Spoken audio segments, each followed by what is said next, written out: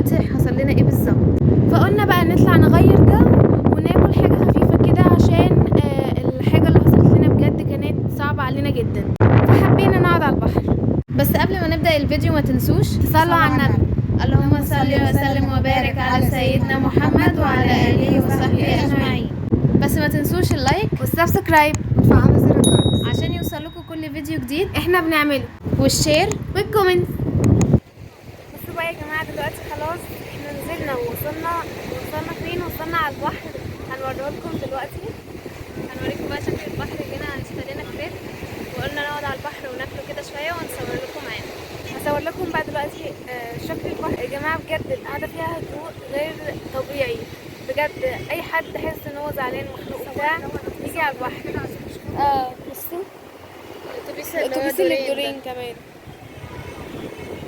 شايفينها ومعدي كده ورانا، تحفه قوي. اللي هم الناس اللي خارج اسكندريه، دي اسكندريه وده على البحر خط كورنيش ماشي. فهنا يعتبر داخلين على محطه الرمل، عندنا المنشيه ومحطه الرمل. فالقعده هنا ناس كتير قوي بتجيب اكل وكده وبيجي يقعدوا في الحته دي، جميله قوي على البحر والهواء والشمس، فالحته جميله ممتعه يعني. هصور لكم بقى دلوقتي شكل البحر وتشوفوه. فين البحر قدامنا كده والقلعه اهي هناك، القلعه اهي هناك والبحر قعدنا عليه. بقى هناكل دلوقتي كريب اهو. شايفين المكان بحر هادي وفاضي جميل قوي. احنا حبينا ناخد الكريب جاهز ناخده معانا ناكله على البحر بدل ما ناكل في المطعم جوه كده. كمان بيبقى الجو حر جدا، الجو على البحر بقى احلى دلوقتي، هنا احلى بكتير. دلوقتي بقى نطلعه معاكم وايه هنحكي شويه. دلوقتي كده يا جماعه طلعنا الكريب بقى وهناكل دلوقتي. افتحوا المي معاكم. بصوا شايفين الموتزاريلا عامله ازاي؟ شايفين؟ بصوا يا جماعه بس اجيبها بالتحت. شايفين؟ شايفينها كمان جميله قوي. شايفين الحته دي تحت بتاعك؟ الصوص. شايفين البحر قدامنا؟ امسكي كده بقى، امسكي ده. شايفين البحر؟ الموج عالي قوي مره واحده وكان شويه هيغرقنا واحنا قاعدين. شايفين الموج يا جماعه؟ دلوقتي كل شويه يزيد بس شويه هنتغرق. دلوقتي بقى اهو بناكل الكريب طعمه لذيذ جدا.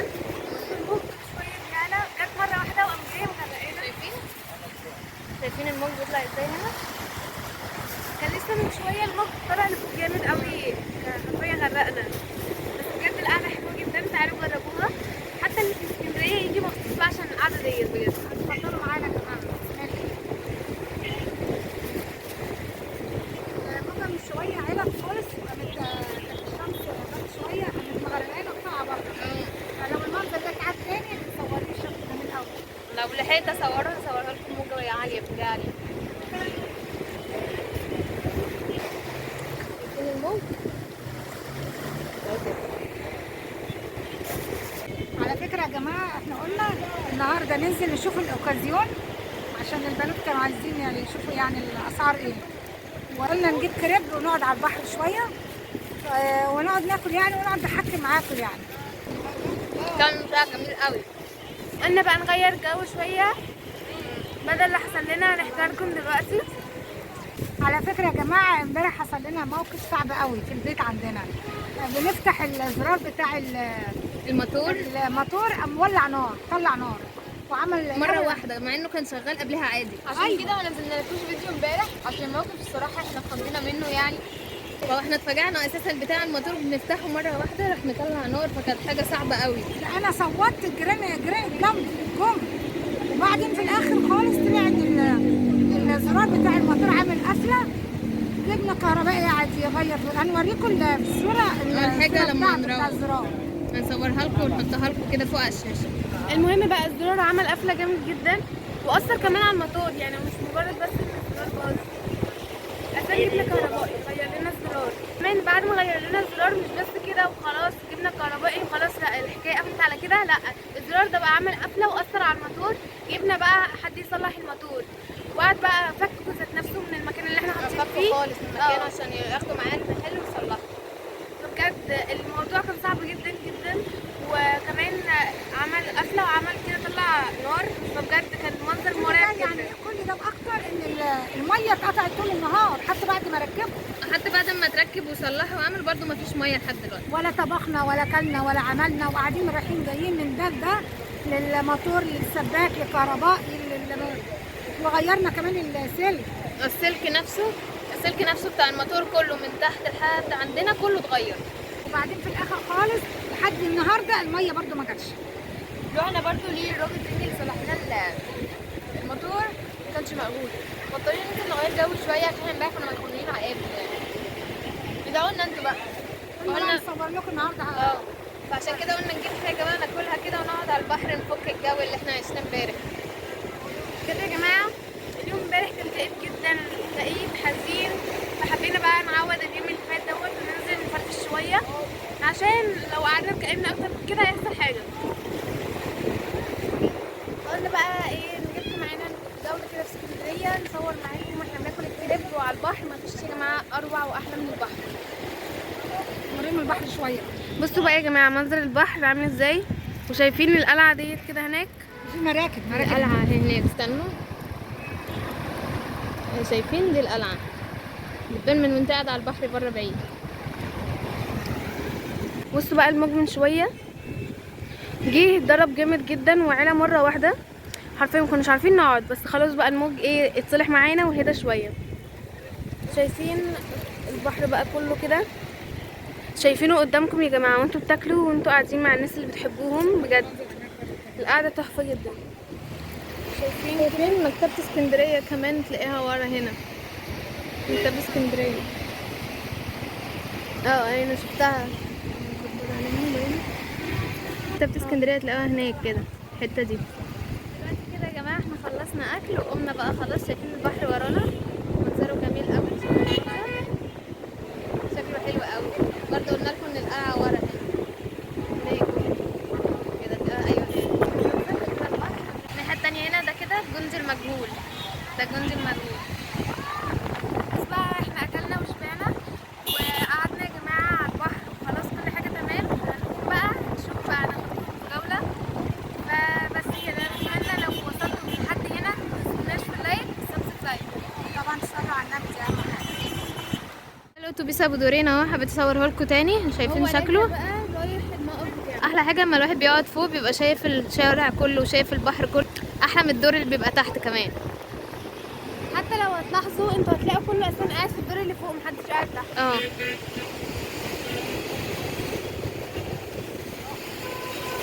احنا مكملين ماشي هنا على البحر على الصخور اللي تحت دي كده ماشيين عليها.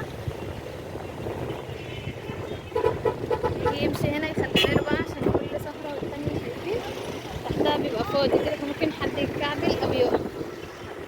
بصوا يا جماعه المنظر كده انتوا ماشيين فوق تحسوا انكم طايرين. بجد تحفه قوي.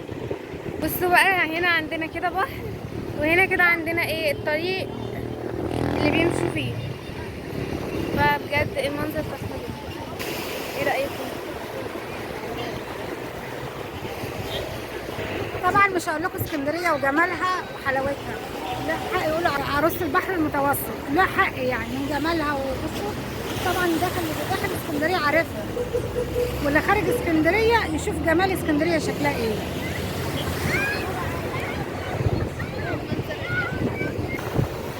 ده الطريق كده ده بتاع العربيات بتمشي فيه، وفي بقى المباني كلها. وكان الجندي المجهول ورا صورناه لكم. شايفين جمال اسكندريه وحلاوتها. شايفين المباني هنا، وهنا كمان بيبقى فيه كافيتريات كده بتتقعد عليها. شايفينها؟ شايفين دي كافيتريات اللي عايز يقعد على البحر ممكن تقعدوا يعني على الصخور عادي. الاتنين نفس القعدة يعني مش فرق.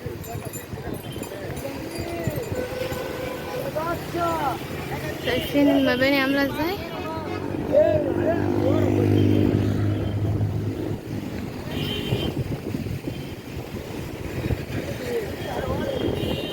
مكتبة اسكندرية بتبقى ورا هنا كده، مكتبة اسكندرية بتبقى هنا.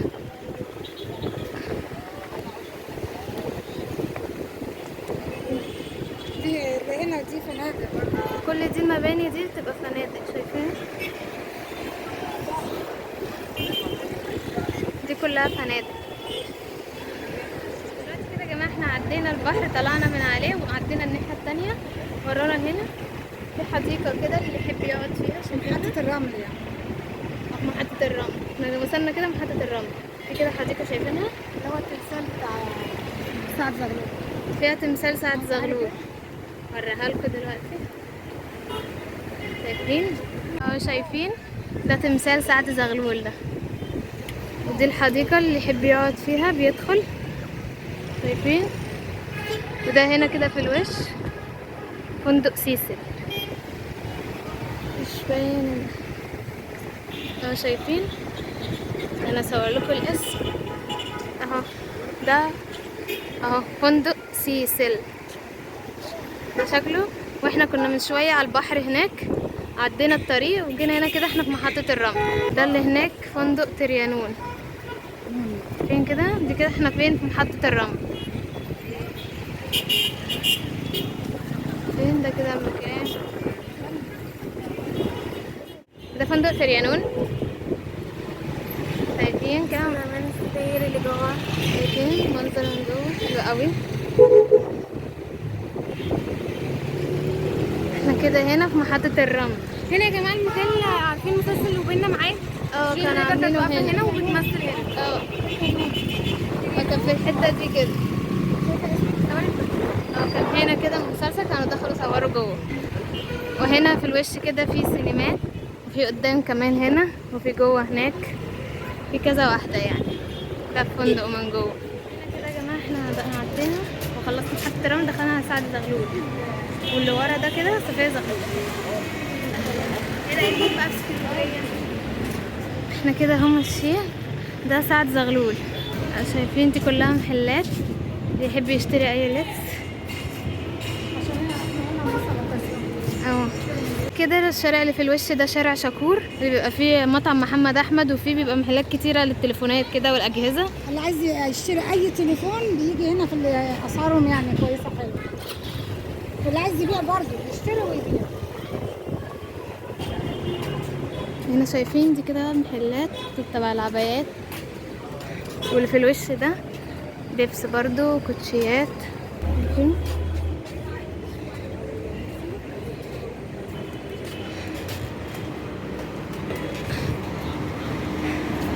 هنا العبايات، هنا بص عبايات جميله قوي. فين؟ محلات. احنا قلنا نبص على الاوكازيون يعني نشوف ايه. الناحية التانية كده برضو اهي. شايفين؟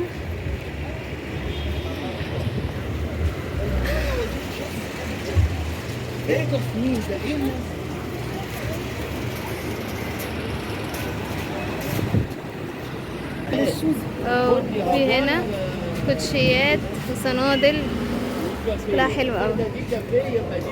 وهنا برضو ساعات، دي كلها ساعات. شايفين؟ تحت وفوق. عندنا هنا دريس بتاع حلويات كده، شوكولاتات وايس كريم، كل اللي انتوا عايزينه. شايفين؟ والشارع ده كده اللي في الوش ده طلعنا على النبي دانيال على محطة مصر. كلها ملابس يحب يشتري. وهنا ده بن البرازيلي، اللي بيشرب قهوه اللي بيحب القهوة بقى يدخل هنا يلاقي القهوة جميلة قوي. دولتي البن البرازيلي. هو ده الشارع بيطلعك على نبي دانيال. كل ده كده شارع سعد زغلول اللي احنا ماشيين فيه.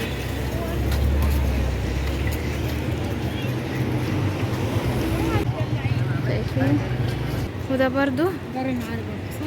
دار المعارف. دار المعارف. كتب. شايفين؟ كل دي كتب اللي عايز يشتري. وهنا كمان اهي تخشوا جوه وتنقوا الكتاب اللي انتوا عايزينه.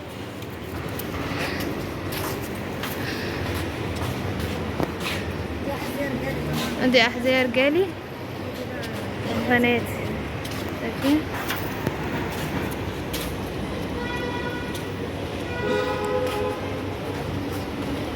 شايفين الأشكال كده؟ بس بقى البيت دي يا جماعه تحفه قوي. شايفين كذا شكل. واللي بيحب الكعب العالي أو الكعب الأقل ده كده. شايفين؟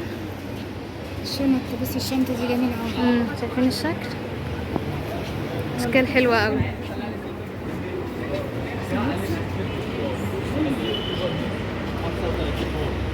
ده هنا برضو كلها كده.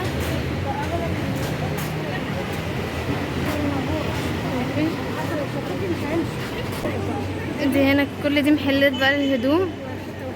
وهنا يا جماعة مكملين معاكم هنا كده في سعد زغلول واحنا ماشيين. وهنا في ده بتاع بن، وهنا في المحل ده بتاع بن، اللي يحب البن وعايز يشتري يجي هنا. جميل قوي البن بتاعه، جميل قوي. بصوا بقى يا جماعه، اصلا انتوا معديين بتبقى ريحه البن رايحه في المكان كله، بجد بتبقى تحفه جدا. هي بتشجعكم انكم تخشوا اكتر. وهنا بقى يا جماعة شارع سعد زغلول كله من أوله لآخره، من أوله من عند شارع الصحية لغاية هنا هتنزلي على المنشية. كلها بقى إيه، محلات أحذية ولبس وفساتين اللي عايز يحب يشتري يجي هنا هتلاقي حاجات كتير قوي. كل دول بيبقوا قاعدين، دول غير المحلات نفسها. شايفين المناطيل بقى اللي هي بتاعت السود، مش السود كامل. ممكن هنا بتيجي بتلاقي المنطقه لوحده. كل دول بيبقوا فاتحين غير المحلات نفسها. المحلات كانت ورا صورناها لكم. دول كده بيقعدوا بره، كل حاجه تلاقيها عندهم. بصوا بقى المكان الزحمه ازاي عن الصبح. كل ما الدنيا بتلاقي اكتر كل ما الناس بتيجي اكتر. شايفين كل حاجه بتبقى موجوده هنا. دلوقتي كده يا جماعه وصلنا المنشيه. شايفين برضو دول ناس قاعده برضو غير المحلات. دول غير المحلات بيبيعوا حاجات كده. شايفين كده ثلاثة.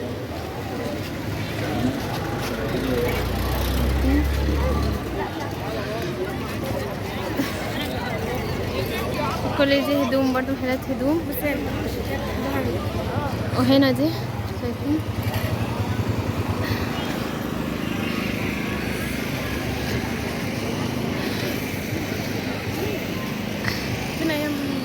شايفين الأسعار موجودة على الحاجة. الفساتين بقى ب 400. دي 400. دول ب 250. الشميزات لوحدها والبناطيل لوحدها ب 200 و 250.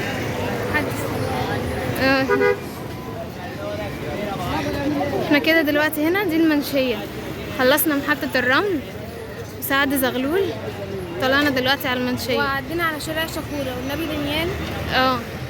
كل الشوارع دي وريناها لكم.